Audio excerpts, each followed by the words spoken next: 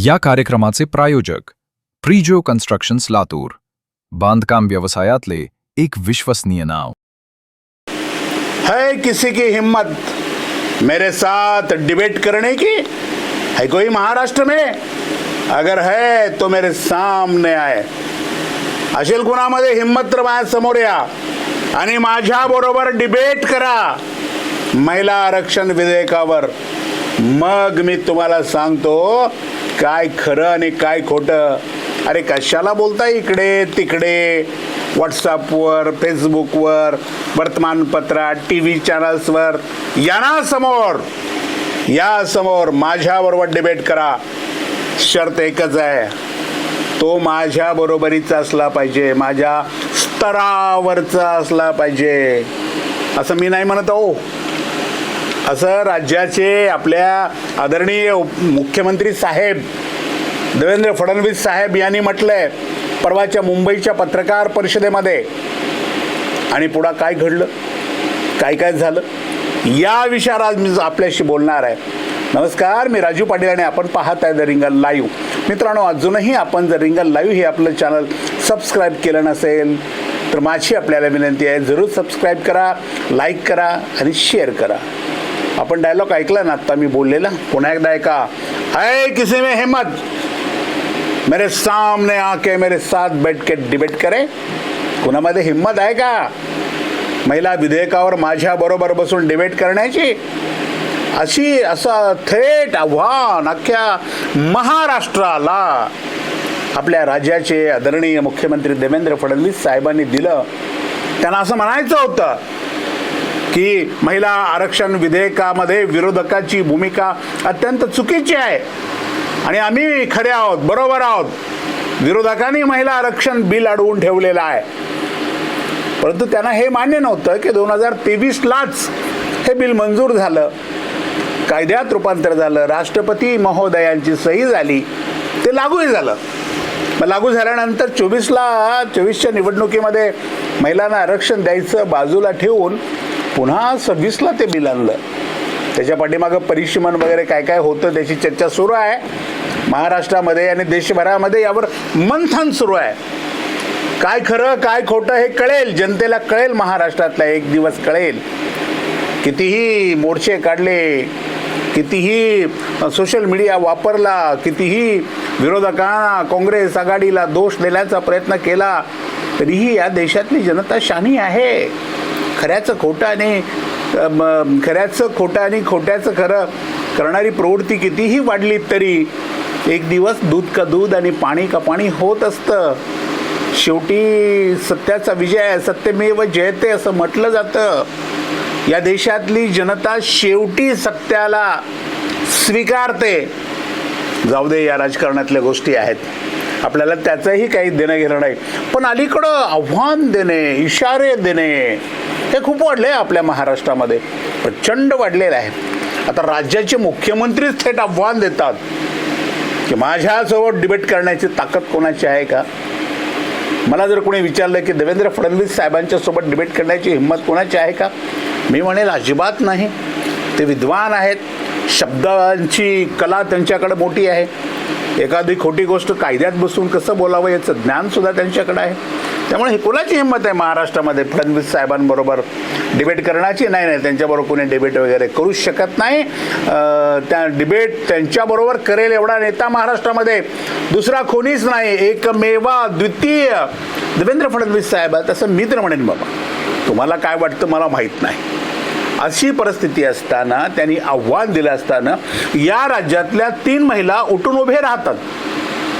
महिला आरक्षणाचं बिल आहे आणि 3 पक्षाच्या 3 भगिनी उठून उभे राहतात आणि देवेंद्र फडणवीसांना सांगतात, देवा भाऊ कुठे यायचंय, आम्ही तयार आहोत। ही आहे महाराष्ट्रातल्या महिला भगिनींची हिंमत। हा आहे महाराष्ट्र। भले या राज्याच्या मुख्यमंत्र्यांनी आव्हान दिलं असेल, परंतु हे आव्हान स्वीकारलं कोणी? याच राज्यातल्या, याच मातीतल्या 3 महिला भगिनींनी स्वीकारलं। कोण होत्या त्या? एक होत्या शिवसेनेच्या फायर ब्रँड नेत्या सुषमा अंधारे। जाहीर करून टाकलं सुषमा अंधारेने, देवा भाऊ अत्यंत विनम्र, अत्यंत आदराने. कुठे यायचं सांगा ना, कुठं आहे? कुठं बसायचं डिबेटला? एखाद्या TV शोमध्ये बसायचं? एखाद्या सभागृहात तुम्ही हा शो आयोजित करता? रस्त्यावर कुठे तशी व्यवस्था होणार आहे?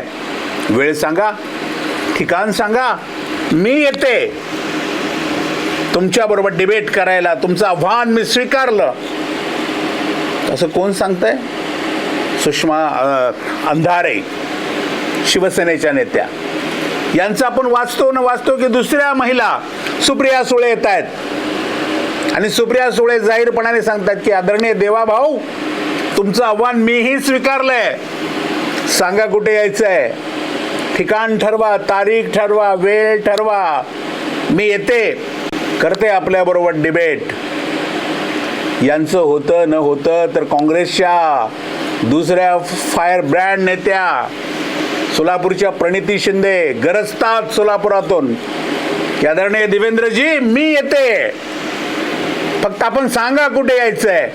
मी तयार आहे तुमच्याबरोबर डिबेट करायला. कुठल्याही तुमच्या विषयाचा पूर्णपणे बिमोड करण्याची ताकद ठेवून मी तुमच्याकडे येते आणि देशाला आणि महाराष्ट्राला सांगते की तुम्ही कसे खोटारडे आहात आणि तुमचं महिला आरक्षण धोरणामध्ये तुमचा हेतू कसा वाईट आहे. या सगळ्या गोष्टीचा उलगडा आम्ही तिघी करतो. बाकीचे एक दोघांनी आव्हान केलं, हो आव्हान स्वीकारलं, पण सोडा, ते पुरुष तर होते. पहिल्यांदा आपण महिला बिल आहे, महिलांनी एका भारतीय जनता पार्टीच्या पुरुष नेत्याने महाराष्ट्राला आव्हान केलं, आव्हान दिलं की है हिम्मत किसी में मेरे साथ डिबेट करणे की. आणि हे आव्हान पेललं कुणी? तर या राज्यातल्या महिला भगिनीने 3 पक्षाच्या, महाविकास आघाडीच्या. परंतु आता आपल्याला वाटलं होतं की हे आव्हान स्वीकारलं जाईल. देवेंद्रजी म्हणतील की तिघींबरोबर मी एकदाच चर्चा करणार नाही, वेगवेगळी करेन. एकांबरोबर मी या न्यूज चॅनलमध्ये करेन, दुसरी बरोबर मी त्या न्यूज चॅनलमध्ये करेन, तिसऱ्या ताईंबरोबर मी या न्यूज चॅनलमध्ये करेन. परंतु असं काही घडल्याचं मला तर माहीत झालं नाही. तुम्हाला माहीत झालं का? डिबेट झाला का महाराष्ट्रामध्ये? देवेंद्र फडणवीस साहेबांनी दिलेलं जे आव्हान होतं, जे स्वीकारलं गेलं होतं, ते पूर्ण पडलं का? पार पडलं का? नाही पडलं मित्रांनो. आव्हान द्यायला दिलं, पण आदरणीय मुख्यमंत्री या आपल्या आपणच दिलेल्या आव्हानापासून दूर पळाल्याचं दिसतंय मला. त्याचं कारण आम्ही विचारलं अनेक विद्वानांना त्यांच्या पक्षातल्या की अहो, आपल्या राज्याच्या मुख्यमंत्र्यांनी तर आव्हान दिलं होतं, काय झालं? हे तर आव्हान स्वीकारलंय, तिघीने स्वीकारले महाराष्ट्रातल्या. मग एकीबरोबर तर हे चर्चेला बसायला पाहिजे ना, डिबेटला का बसले नाहीत? तेव्हा मला त्यांनी समजून सांगितलं, माझ्या ज्ञानात भर टाकली. माझं तर कुठं जास्त चलत होतं डोकं. त्यांनी सांगितले, हो तुम्ही ऐकलं नाही नीट. त्यांनी असं म्हटले, देवेंद्र फडणवीस साहेब, की माझ्या स्तरावरच्या लोकांनी माझ्याबरोबर डिबेट करायचं आहे. मग आता सांगा, या तिघी त्यांच्या स्तरावरच्या आहेत का? मग मला विचार पडला, कोणता स्तर? वयाचा, शिक्षणाच्या डिग्र्यांचा, पदाचा, धर्माचा, जातीचा, लिंगाचा, कोणता? का प्रादेशिक विभागाचा, का भाषेचा? कोणता स्तर? कुठला स्तर अपेक्षित आहे राज्याच्या मुख्यमंत्री महोदयांना? आणि ते जर महाराष्ट्रातल्या या महिलांचा, या महिला नेत्यांचा स्तर वगैरे ठरवत असतील, तर आदरणीय मुख्यमंत्री महोदयांची राज्यातल्या महिलांच्या बाबतीमध्ये काय भावना आहे हे मी तुम्हाला सांगायला हवं आहे का? आता गरज आहे मला तुम्हाला सांगितलं पाहिजे की त्यांची भावना काय. त्यांची जी भावना आहे तीच भारतीय जनता पार्टीची भावना आहे, तीच देशाची भावना, त्यांच्या पक्षाची भावना आहे पूर्णपणे देशातल्या. मग ते मोदी असतील किंवा ते शहा असतील, कोणीही असतील, तुम्ही स्तर ठरवता. स्तराच्या गोष्टी करता तुम्ही कराव्यात राज्याच्या मुख्यमंत्र्यांनी. एकतर राज्याच्या मुख्यमंत्री महोदयांनी अशा पद्धतीचं आव्हान देऊच नये. तुम्हाला स्वतः काय खुलासा करायचा ती करा आणि डिबेटचं आव्हान द्यायचं असेल तर कुणीही या, एवढंच म्हणा. त्याच्यामध्ये स्तर हा जो शब्द टाकला आपण आणि स्तराचा मुद्दा पुढे करून आपण स्वीकारलेले, ज्यांनी ज्यांनी आव्हान स्वीकारलंय आपलं, त्यांना बाजूला केलं. कारण त्यांचा स्तर नाही आहे ना. कुठे सुषमा अंधारेंचा स्तर देवेंद्र फडणवीस साहेबांनी का प्रणिती शिंदेंचा स्तर एवढा मोठा कुठे आहे, किंवा सुप्रिया सुळे साहेब मॅडमचा तर स्तर एवढा मोठा कुठे आहे. महाराष्ट्रामध्ये सगळ्यात मोठा स्तर हे फडणवीस साहेबांचा आहे. आता या स्तराचा नेताच नाही ना महाराष्ट्रामध्ये, किंवा या स्तराची कुणी महिलाही नाही महाराष्ट्रामध्ये. त्यामुळं देवेंद्र फडणवीस साहेबांनी हे जे आव्हान दिलं होतं, हे जे चॅलेंज केलं होतं, हे कॅन्सल. होय हो, खरंच कॅन्सल. तुम्हाला काय वाटतं जरूर कमेंट करा. आणि अशाच महत्त्वाच्या विषयावर रोखोक भाष्य ऐकण्यासाठी पाहत रहा रिंगण लाईव्ह, आवाज महाराष्ट्राचा.